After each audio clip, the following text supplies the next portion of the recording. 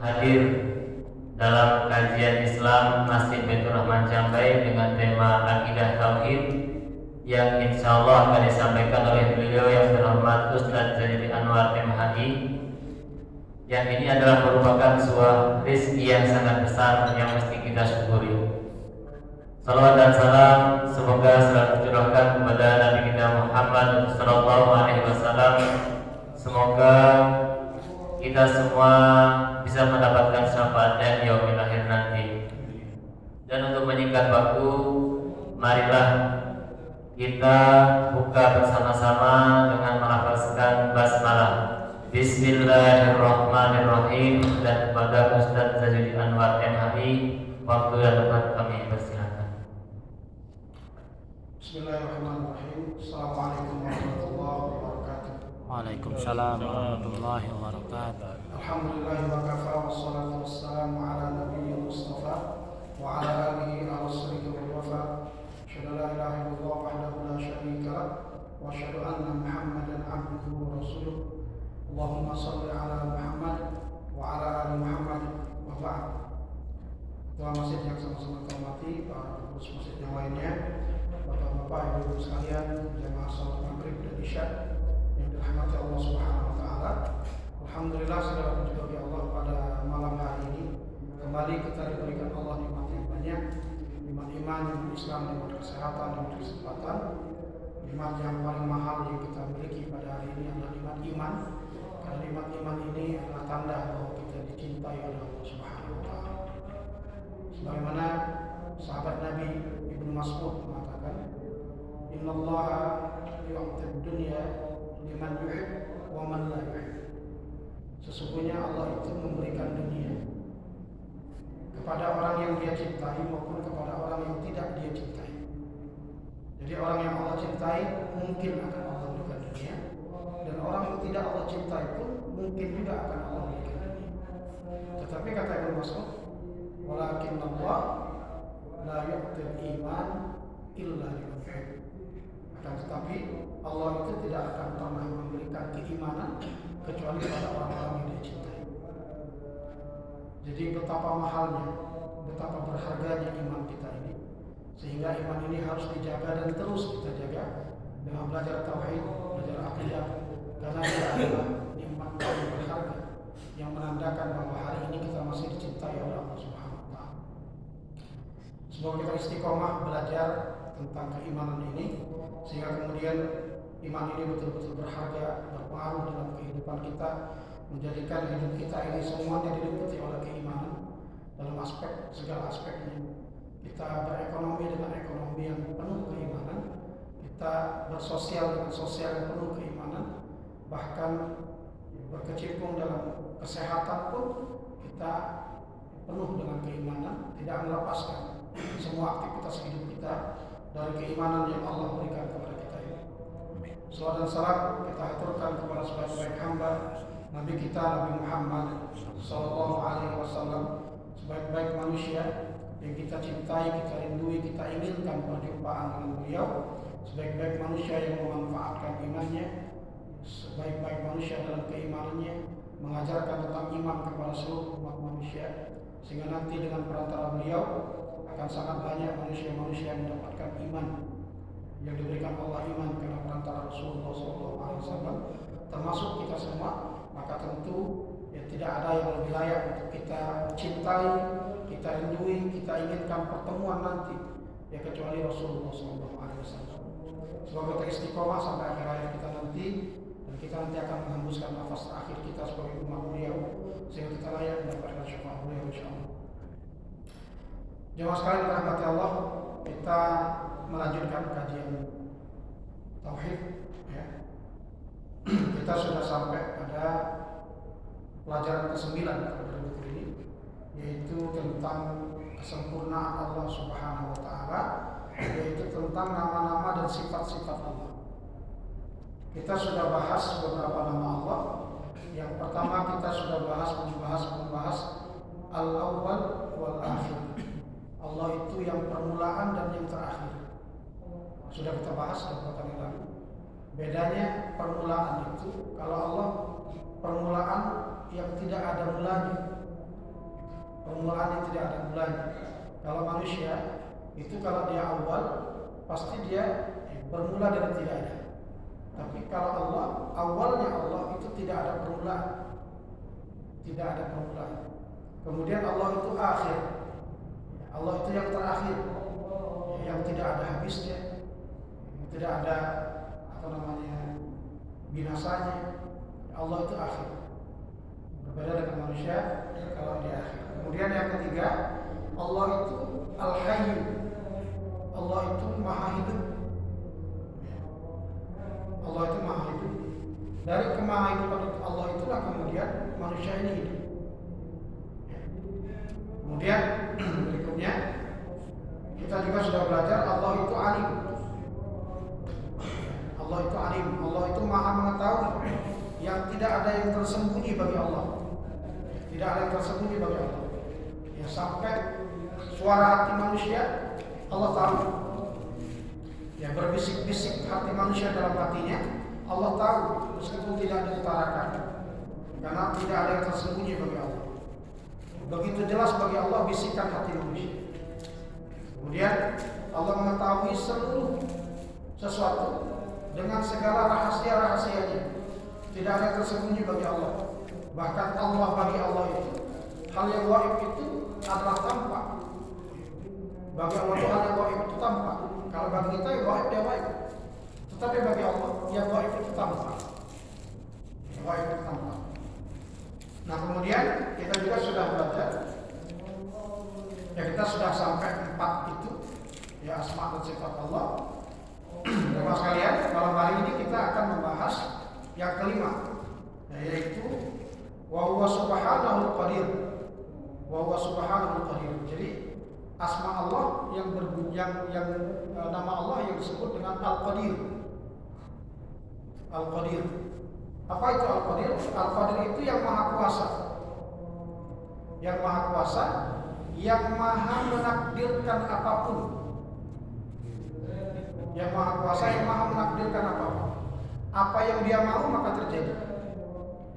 Apapun itu berada di atas kekuasaan Allah. Allazi la yu'jizuhu syai'.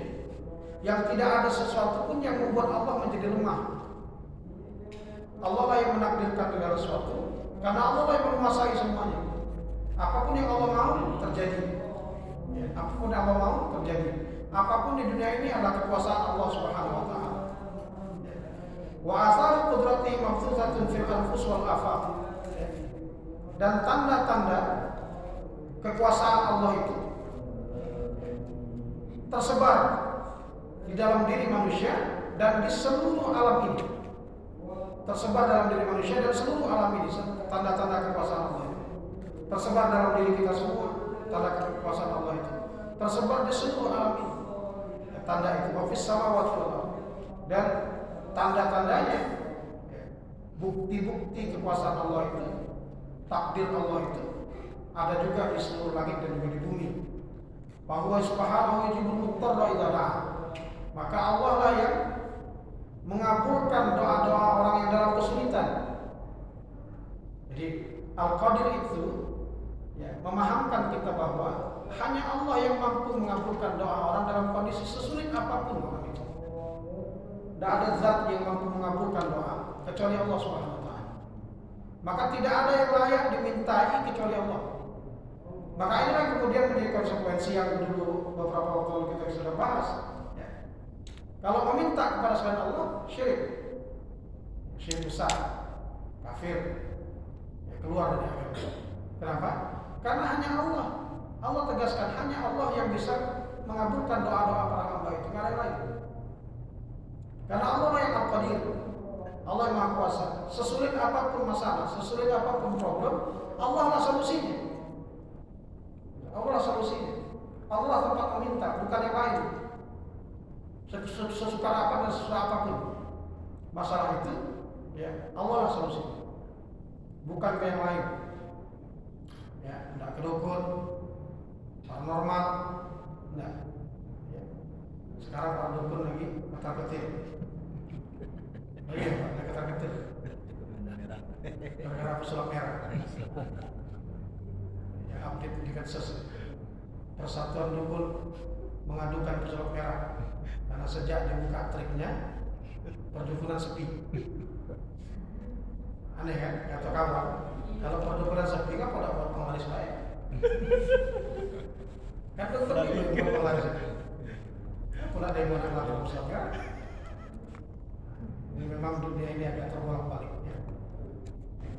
Kita yang dah laris datang ke dukun dah laris bingung dah datang ke tak melijimat laris itu ya, melijimat murah rezeki. Dukun juga jualan setiap hari. Masya Allah, ya, terbolak-balik. Jadi memang tidak ada tempat kita meminta itu kecuali Allah. Karena Allah yang Maha Kuasa itu, tidak ada yang lain. Siapapun tidak, termasuk Rasulullah pun tidak. Rasul pun tidak. Cuma Allah yang Maha Kuasa.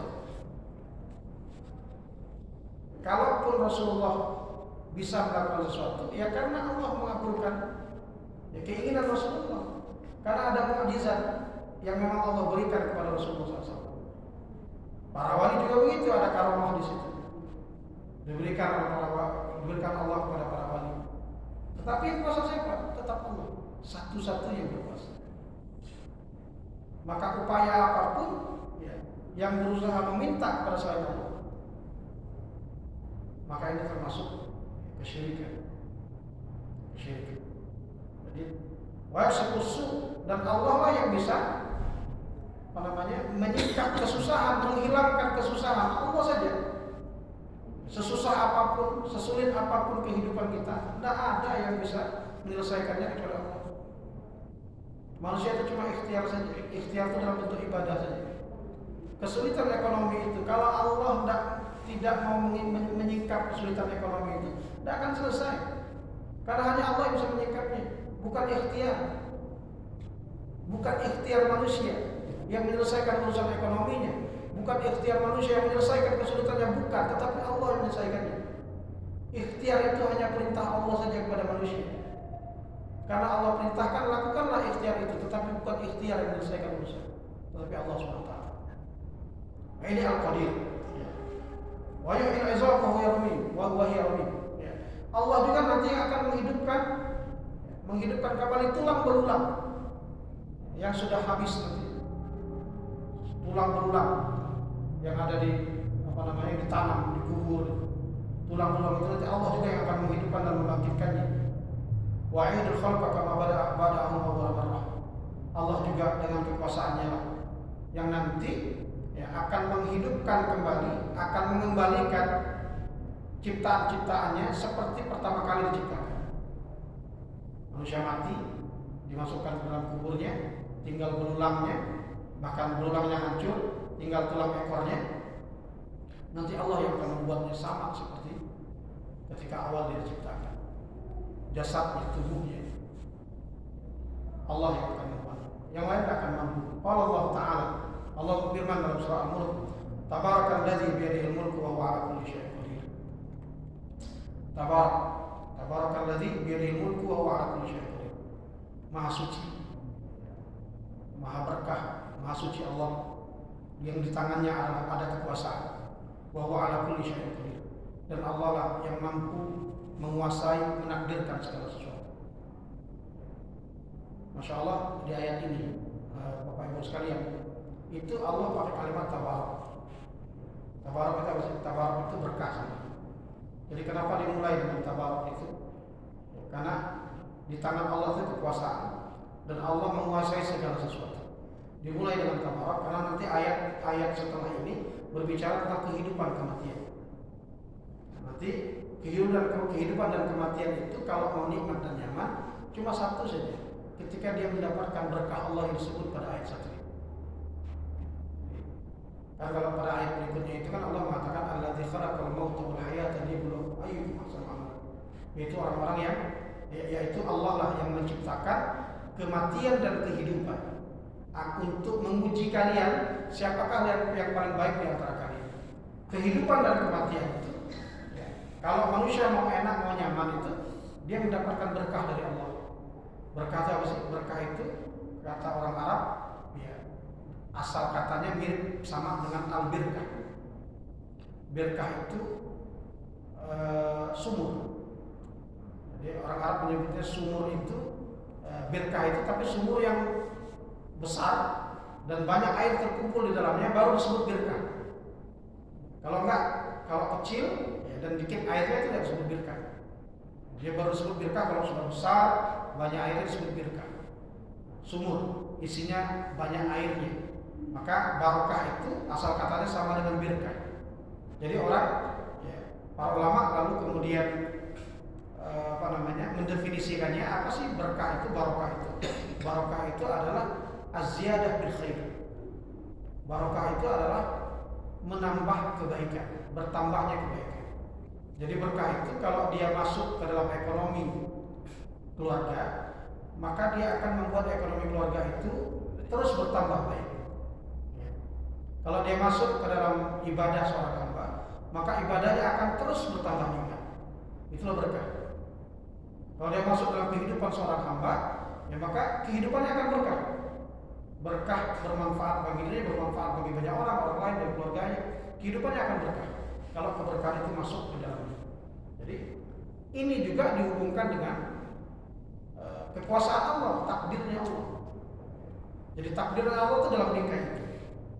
Kemudian dalam surah Ali Imran Allah mengatakan tabarakalladzi lagi pakai Ali Imran qulillahumma malikal mulki tu'til mulka man tasha wa tanzi'ul mulka mimman tasha wa tu'izzu man tasha wa tudhillu man tasha biyadikal khair innaka 'ala kulli syai'in qadir.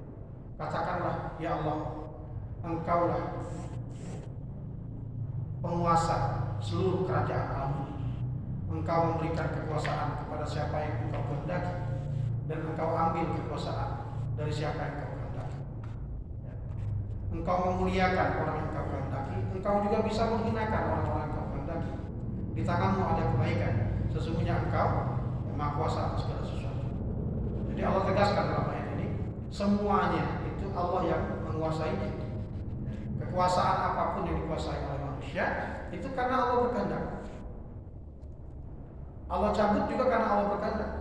Allah muliakan juga karena Allah berkehendak memuliakannya. Allah binasakan, Allah hinakan juga karena Allah berkehendak untuk menghinakannya. Nah, ini kehendak Allah Subhanahu wa taala. Masya Allah, ya. Jadi Allah itu meliputi, menguasai segala sesuatu. Ya. Yang kita ini semua berada di genggaman kekuasaannya. Yang apapun yang Allah mau terjadi. Satu, berarti tidak mungkin ada kesombongan. Dua, jangan sekutukan Allah. Allah itu maha cemburu.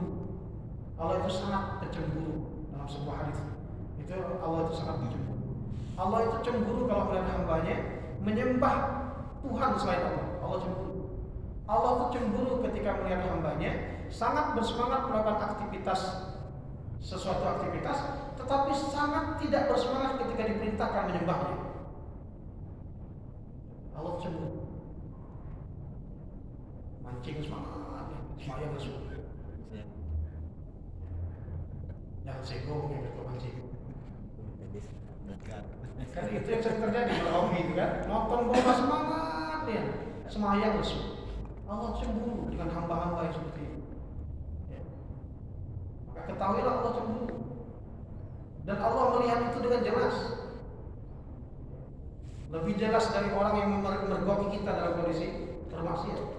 Allah melihat itu dengan jelas. Ketika kita melakukan kemaksiatan, Allah cemburu. Ketika kita melakukan aktivitas yang mubah saja dengan semangat yang luar biasa, tetapi melakukan kewajiban kepada Allah lesu, malas, Allah cemburu. Padahal Allah itu, kita itu berada di tangannya, berada dalam kekuasaannya. Apapun yang Dia mau Dia lakukan. Kalau bukan karena kasih sayangnya, maka kita tidak akan seperti saat ini. Kalau bukan karena kasih sayang Allah, kita tidak akan bisa seperti ini saat ini. Karena Dia bisa melakukan apapun terhadap kita. Sedangkan kita lakukan maksiat terang-terangan di hadapannya. Kita lakukan malas terang-terangan di hadapannya. Jika yang menguasai kita ini manusia, jika yang menguasai kita ini manusia, selesai. Untuk Allah yang menguasai kita. Jika yang menguasai kita ini manusia, habis. kita punya bos, kita bekerja dengan dia, seluruh yang diwajibkan bos tak ada yang kita kerjakan kecuali dengan rasa malas. Yang disunahkan bos tidak pernah dilihat, yang mubah juga kadang-kadang juga nggak terlalu semangat. Yang semangat dengan yang makruh dengan yang haram. Kira-kira apa yang dilakukan bos ini bagi kita? Tahan tak kira-kira pegawai sebulan? Pajak tak sampai sebulan diberhentikan bos ini. Untung kita berada di dalam genggaman Allah, di dalam kekuasaan Allah. Untung Allah lah yang maha menakdirkan, bukan manusia. Kalau manusia yang menakdirkan, kacau lagi. Tapi karena Allah lah yang menakdirkan, maka kita masih bisa seperti ini. Dengan maksiat yang banyak, masih Allah izinkan menyembah Allah. Dengan maksiat yang banyak, masih Allah izinkan masuk ke dalam masjid. Masih diberikan nikmat untuk berwudu, masih diberikan nikmat untuk berada dalam majelis ilmu. Dengan maksiat yang banyak. Karena Allah yang menguasai kita. Masya Allah, inilah Al-Qadir sekalian. Dengan Al-Qadir ini membuat kita sadar betul ya, betapa lemahnya manusia, betapa kita ini berada dalam genggaman Allah, ya, betapa kita ini seharusnya bahkan sudah tidak layak lagi disebut hamba. Kadang-kadang bahkan disebut hamba pun kita malu.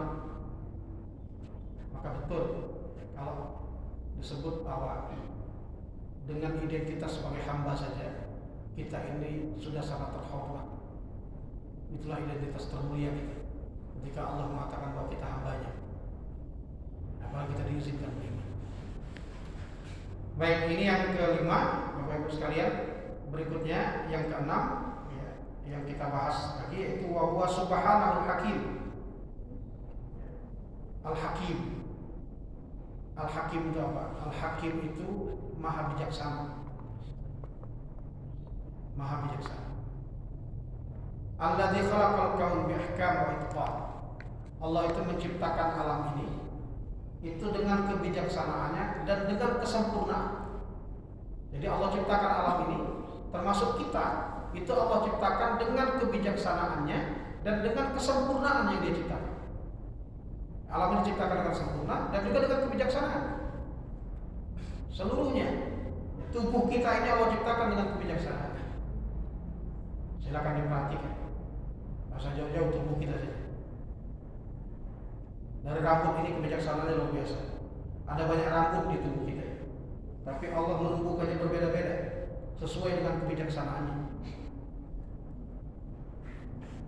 Coba kalau terbalik, bingung ya? Gigi ini tumbuhnya perlahan-lahan sesuai dengan kebijaksanaannya. Kalau gigi ini tumbuhnya sama dengan rambut, cepat tumbuhnya sama dengan rambut. Banyak tukang potong gigi dan repot potong gigi itu bukan potong rambut. Dengan kebijaksanaan Allah yang begitu yang sekecil itu saja, itu bagian dari kebijaksanaan dari Allah SWT. Ini di tubuh kita, alam ini Masya Allah, semuanya diliputi kebijaksanaan Allah. Fala yaqfiru fi tafawut wala futur. Maka karena kebijaksanaannya lah, karena hakimnya Allah itu, maka di alam ini tidak terjadi kekacauan. Alam ini dengan miliaran planet itu tidak terjadi kekacauan karena kesempurnaan dan kebijaksanaan Allah SWT. Wala fi tadbiri khalal wala ittirab, dan tidak ada kerusakan di dalam setiap ciptaannya itu. Nah, ini semua bentuk kebijaksanaan Allah SWT. Maka hidup kita di alam ini diliputi oleh kebijaksanaan itu. Maka tidak ada alasan untuk khawatir. Tidak ada alasan untuk khawatir hidup di alam ini. Karena kita dikuasai, digenggam oleh Zat yang maha berkuasa dan juga maha bijaksana. Maha bijaksana. Kita kalau lagi ada masalah, kita mau ngadu ke guru kita. Kalau kita misalnya dulu waktu di SMA, kita pasti cari guru kita yang bijaksana. Menurut kita, versi kita waktu itu. Kita tidak akan mungkin mendatangi guru kita yang selama ini kita lihat emosional, tidak bijaksana. kadang menzolimi, tidak mungkin kita datang kepada dia. Kita pasti datang kepada guru kita yang kita anggap bijaksana. Kenapa? Kita lebih tenang. Karena kita butuh solusi yang bijaksana. Dengan manusia saja kita tenang. Maka dengan Allah, tentu manusia itu seharusnya lebih tenang. Apapun problemnya, apapun masalahnya dalam hidup ini, maka Allah lah tempat yang paling layak untuk kita minta solusi. Karena Allah itu Maha Bijaksana. Dan apapun takdir Allah tadi, karena Allah Al-Qadir tadi, jangan khawatir, karena yang menakdirkan itu bukan zat yang zalim, tetapi zat yang Maha Bijaksana. Apapun yang kita alami hari ini, Bapak Ibu sekalian, dalam kehidupan kita, sepahit dan segetir apapun yang kita rasakan, maka ingatlah bahwa yang menakdirkan itu terjadi adalah zat yang Maha Bijaksana. Sehingga tidak ada alasan untuk kemudian berputus asa, tidak ada alasan untuk kemudian menyalahkan Allah, karena Allah Hakim, Allah itu Maha Bijaksana. Maka nikmati saja takdir-takdir itu, karena takdir itu ditakdirkan oleh zat yang Maha Bijaksana, Al-Hakim. Maka Allah mengatakan, wa ma khalaqnas sama wal ard wa ma bainahuma la'ibin. Dan kami tidaklah menciptakan langit dan bumi ini, dan ada yang di dalam di antara keduanya la'ibin, untuk bermain-main. Allah tegaskan, Allah tidak menciptakan langit dan bumi ini untuk bermain-main. Allah tidak menciptakan langit dan bumi ini dan apa yang ada di antara keduanya untuk bermain-main, tidak. Itu semuanya diciptakan dengan kebijaksanaan Allah, dengan kesempurnaan dan kebijaksanaan Allah, bukan untuk bermain. Apa hasibtum annama khalaqnakum abasa wa annakum ilaina la turja'un. Apakah kalian mengira bahwa kalian itu kami ciptakan begitu saja, sia-sia saja, akan habis begitu saja? Wa innakum ilaina la turja'un, dan kalian tidak dikembalikan lagi kepada kami. Fata'allahu malikul hamd. Maka Allah Maha Tinggi, Raja yang Maha Benar. Jadi Allah bertanya dengan pertanyaan yang tidak membutuhkan jawaban. Jadi Allah bertanya, apakah kalian mengira bahwa kalian terciptakan begitu saja lalu sudah selesai? Wa innakum ilaina la turja'un. Apakah kalian mengira begitu lalu kalian tidak dikembalikan kepada kami? Allah yang mengatakan bahwa penciptaan ini diciptakan dengan sempurna, penciptaan diciptakan dengan bijaksana, dan penciptaan ini nanti akan dikembalikan kepada penciptanya, yaitu Allah SWT. Akan ada pertanggungjawabannya. Apapun yang dilakukan di alam ini akan ada pertanggungjawabannya. Fakullu ma khalaqa Allah Subhanahu wa fihi hikmah. Maka setiap yang Allah ciptakan itu ada hikmahnya. Bahwa Subhanul Hakim, alladzi la yakhluqu syai'an abatsa. Maka Allah itu yang Maha Bijaksana, yang tidak menciptakan sesuatu itu secara sia-sia. Wala yafraku syai'an wala yaf'alu fi'lan aw syar'an illa li hikamin arafa min aman arafa wa jahala min jahilah. Dan tidak pernah Allah itu mensyariatkan sebuah syariat kecuali syariat itu dia dipenuhi dengan hikmah dan kebijaksanaan bagi orang-orang yang mengetahuinya, dan tidak diketahui oleh orang-orang yang tidak mengetahui. Jadi syariat apapun yang Allah syariatkan, semuanya atas kebijaksanaan Allah Subhanahu wa Ta'ala. Seberat apapun itu di mata manusia, seluruh syariat, seluruh syariat. Syariat apa yang terasa berat? Bapak-bapak, ibu-ibu, ibu-ibu, syariat yang paling berat apa? Bagi ibu-ibu, poligami, suaminya beristri lebih dari satu, itu yang paling berat, ya dong, ya kan? Cuma ini syariat. Kalau tidak mau boleh, tapi kalau membenci syariat tidak boleh. Jangan dibenci syariat ini karena dia memang disyariatkan. Tapi kalau tidak mau itu boleh, karena merasa tidak mampu dan tidak mau itu boleh. Laki-laki apa yang paling sukai? Poligami. Ngomong poligami ladasnya. Cak ada kata sunnah lain lagi kecuali poligami. Saking ladasnya. Ngomong kaya teori kaya sebenarnya. Takut juga pernah melakukan. Serius kalau sudah ngomong masalah ini. Cuma tidak terjadi. saking semangatnya kadang-kadang yang betul melakukannya tidak hitung-hitung mampu atau tidak. Tidak hitung-hitung mampu atau tidak. Tidak hitung-hitung. Ya, sehingga kemudian akhirnya syariat poligami sebagai solusi itu menjadi masalah. Justru ketika belum poligami dengan istri yang pertama itu baik, ya, dengan istri yang pertama itu rukun waktu belum poligami, setelah poligami pecah galau kapal. Dengan bini yang pertama rusak, bini yang kedua juga rusak. Kenapa? Karena nggak hitung, kemampuannya nggak dihitung, ya, dan lain sebagainya nggak dihitung, nggak dipersiapkan dari awal keluarga itu bisa atau tidak. Jadi karena terlalu semangat. Ini syariat. Dia menjadi solusi pada kondisi tertentu. Tetapi nggak boleh sembarangan bagi laki-laki. Kenapa? Karena memang seluruh yang disyariatkan Allah itu ada hikmahnya. Ada hikmahnya. Dan di situ ya Allah tentukan dengan kebijaksanaan. Apapun syariatnya. Poligami apa lagi? Yang mudah sekali disusupi oleh orang di luar Islam, untuk umat Islam sendiri membencinya. Jihad. Umat Islam mulai takut nyebut jihad.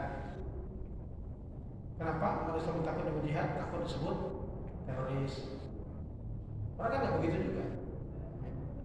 Apalagi khilafah, takut menyebut khilafah, belajar khilafah juga takut.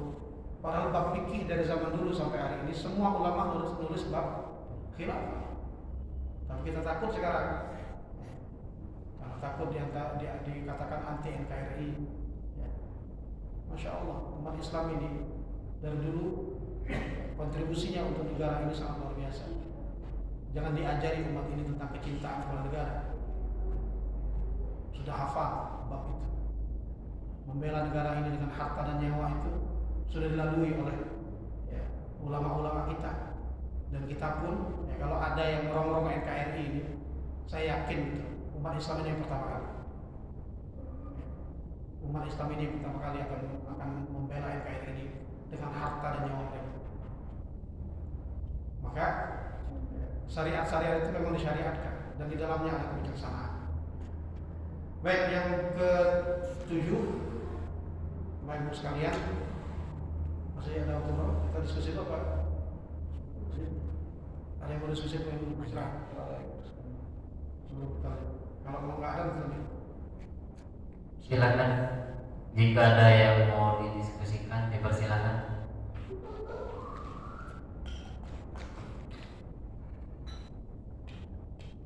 Ya, lanjut. Ada? Lanjut ya. Saya lanjut yang ke-7 ya.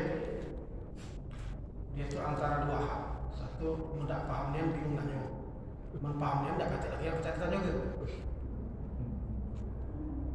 Aku yakin kalau di masjid ini sudah sangat pahamnya, sehingga tidak kata yang bisa ditanya ya. Antara dua itu. Berikutnya, wa huwa subhanahu rahmanur rahim. Allah itu subhanahu ar-rahman ar-rahim, maha pengasih dan maha penyayang. Alladzi sabaqat rahmatuhu ghadabah, yang kasih sayangnya itu mendahului murkanya. Jadi Allah itu mendahulukan kasih sayangnya lebih daripada murkanya. Jadi kasih sayangnya yang duluan, murkanya belakangan. Jadi memang Allah itu selain maha pengasih, maha penyayang, Allah itu juga murka kepada hambanya. Pada kondisi tertentu Allah itu murka. Allah itu al-muntaqim, Allah itu maha pendendam. Makanya Allah akan balas perbuatan-perbuatan itu, karena Allah al-muntaqim. Ya, dengan murkanya Allah akan balas itu. Tetapi kasih sayangnya jauh lebih dulu daripada murkanya. Maka jangan khawatir. Takut dengan murkanya boleh, tetapi ingatlah kasih sayangnya lebih dulu daripada murkanya. Kalau kasih sayang yang lebih dulu ini bahkan tidak bisa kita pahami, sampai akhirnya juga kita bermaksiat kepadanya, melakukan dosa besar, melakukan kesyirikan, barulah nanti Allah akan menunjukkan murkanya. Tapi itu sudah jauh sebelum kasih sayangnya sudah banyak Allah berikan. Wa wasi'at rahmatuhu kulla syai', dan rahmat Allah itu, kasih sayang Allah itu meliputi segala sesuatu.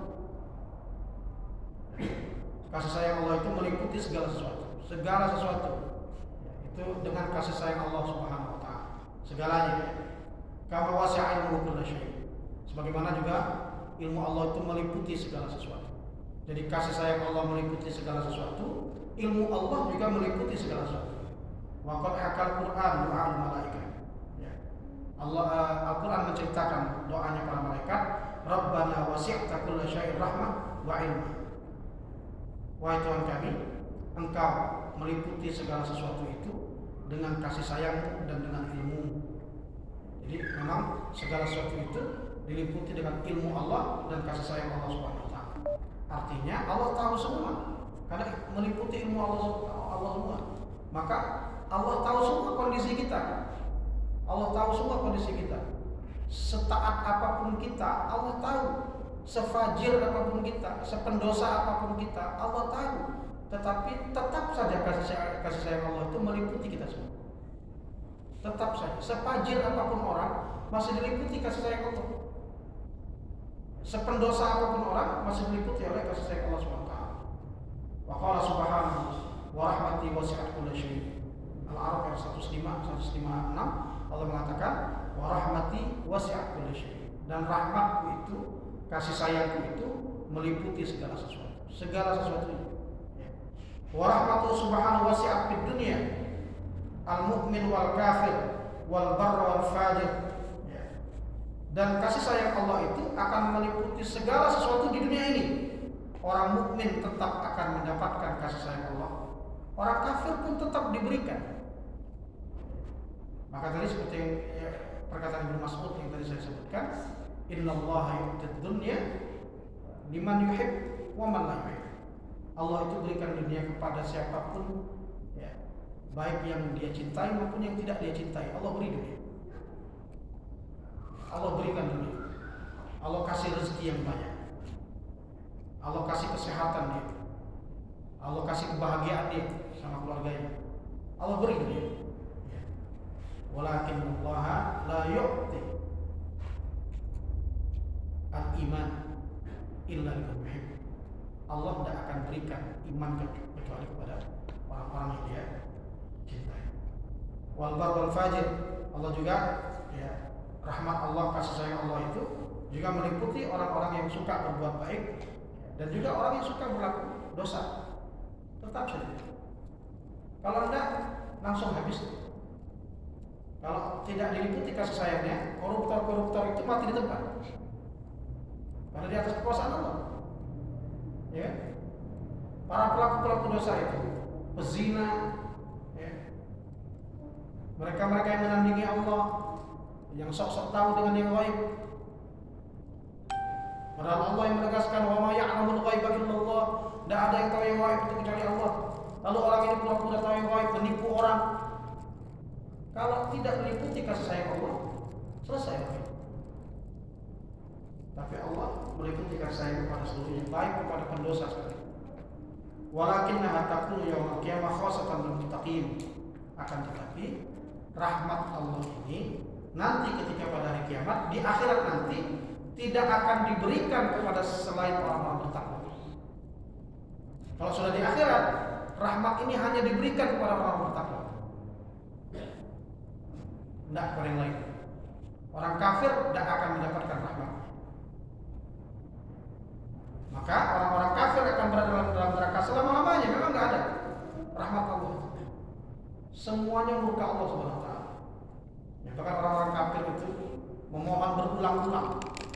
Bahkan sampai terakhir mereka memohon untuk diberikan minuman.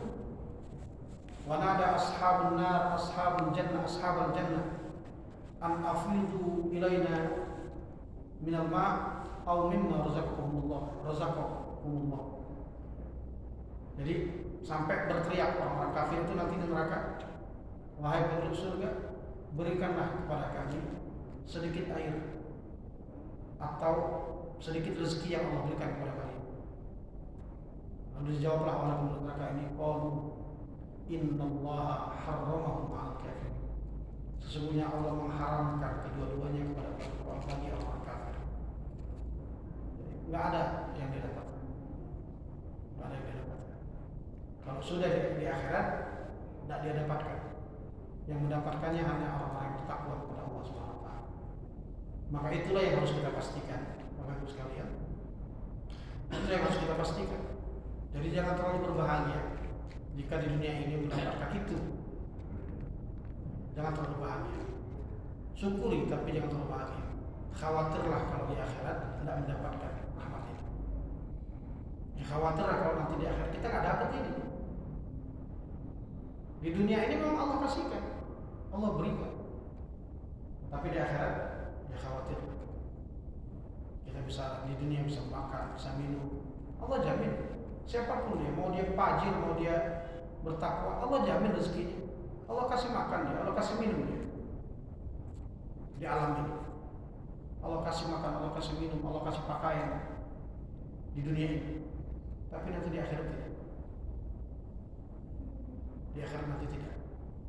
Hanya orang-orang bertakwa yang akan diberikan. Wa rahmati wasi'at kulli syai'. Dan rahmatku itu kata Allah yang meliputi segala sesuatu, fasa'aktubu 'alal ladzina yattaqun. Maka nanti akan aku berikan kepada orang bertakwa, wa yu'tuna zakat, dan orang-orang yang mau membayar zakat, alladzina hum bi ayatina yu'minun, yaitu orang-orang yang beriman terhadap ayat-ayat kami. Jadi nanti di akhirat itu diberikan kepada orang-orang yang bertakwa. Ya, menariknya ayat ini menyebutkan, selain menyebutkan bertakwa, itu kemudian juga menyebutkan akan diberikan rahmat ini kepada orang-orang yang bayar zakat. Disebut secara khusus. Disebut secara khusus. Jadi orang yang bertakwa dan orang-orang yang mau bayar zakat itu disebut secara khusus. Tentu ada rahasianya. Ya. Pilihan kalimat dalam Al-Quran itu tidak pernah ada rahasianya. Kenapa Allah menyebutkan ini? Itu selalu ada rahasia di balik itu. Selalu ada rahasia di balik itu. Karena zakat ini urusan harta. Zakat ini urusan harta. Dan urusan hak orang lain dalam harta kita. Maka dia disebutkan secara khusus. Jangan sampai, dan hati-hati, ibadah kita banyak, ya, ketakwaan kita luar biasa, tapi lalai dengan urusan harta ini, ya, lalai dengan zakat ini, ya, lalai dengan masalah harta orang lain yang ada dalam harta kita. Jangan sampai terjadi. Wa hum bi ayatina yu'minun, dan mereka itu dengan ayat-ayat kami beriman. Wa qad bada'a suwarul Qur'an bismillahirrahmanirrahim. Ya. Jadi surat-surat dalam Al-Qur'an itu semuanya dibuka dengan bismillahirrahmanirrahim. Lidalalah ala wasa'ati rahmatihi wa taqwiyatir raja' fi qulubi ibadihi. Kenapa di semua ayat Al-Qur'an dibuka dengan bismillah? Sebagai tanda betapa luasnya rahmat Allah dan untuk menguatkan harapan pada diri, pada hati-hati hambanya, ya, tentang betapa rahmat Allah itu begitu besar. Jadi ketika baca Quran, itu yang kita dengar, rahmat Allah, Rahman dan Rahimnya Allah. Sehingga hidup itu optimis karena ada harapan dengan Rahman dan Rahimnya Allah. Qul ya ibadi alladzina asrafu ala anfusihim la taqnatu min rahmatillah. Bahkan Allah mengatakan dalam surah Az-Zumar, katakanlah wahai hamba-hambaku yang melampaui batas, yang banyak dosanya, la taqnatu min rahmatillah. Janganlah kalian berputus asa dari rahmat Allah Subhanahu wa taala. Kenapa? Innallaha yaghfiru dzunuba jami'an. Karena Allah itu mengampuni seluruh dosa, seluruh dosa. Ya. Innahu wal ghafurur rahim. Sesungguhnya Allah itu Maha Pengampun lagi Maha Penyayang. Jangan berputus asa karena Allah itu mengampuni seluruh dosa. Nah, meskipun nanti pada ayat lain disebutkan innallaha la yaghfiru an yushraka bihi wa yaghfiru ma duna dzalika liman yasha. Allah itu tidak akan mengampuni orang yang musyrik, menyekutukan Allah, dan mengampuni yang lainnya. Tetapi menurut sebagian ulama, yang dimaksud dalam ayat ini adalah sebelum dia wafat. Setelah dia wafat, sebelum dia wafat, meskipun dosa syirik sekalipun, Allah akan ampuni. Meskipun dosa syirik sekalipun, asal dia bertaubat sebelum wafat, Allah akan ampuni. Tapi kalau dosa syirik dibawa sampai mati dan tidak taubat ya, sebelum dia wafat, maka dosa ini tidak pernah diampuni oleh Allah SWT. Kesyirikan itu. Maka dulu sudah pernah kita bahas, maka ya, bahkan mendoakan orang-orang musyrik itu haram. Kalau mereka sudah mati, itu haram mendoakan ampunan, karena Allah tegaskan tidak Allah ampuni. Jadi misalnya, maaf, ada orang musyrik ya, tinggal di sekitar kita, ya, jelas-jelas kesyirikannya. Setelah dia wafat, kita tidak boleh mendoakannya untuk diampuni oleh Allah SWT. Maka mendoakan muslim itu kalau dia sudah wafat, tidak boleh. Mendoakan ampunan bagi orang-orang yang tidak beriman, ya, mendoakan ampunan bagi orang beriman setelah dia wafat itu tidak boleh. Tapi kalau mereka belum wafat, ya, sangat dianjurkan didoakan. Kalau mereka masih hidup. Tapi ketika mereka sudah wafat, itu tidak dianjurkan untuk didoakan, bahkan dilarang untuk didoakan. Baik, jemaah sekalian rahmati Allah SWT. Habis sudah dulu. Satu menit lagi. Oke, ini masih ada satu poin lagi tamunya. Sudah selesaikan tamu kan? Depan-depannya. Baik, itu saja. Semoga bermanfaat. Billahi taufiq wal hidayah. Wassalamualaikum warahmatullahi wabarakatuh. Waalaikumsalam. Waalaikumsalam warahmatullahi wabarakatuh.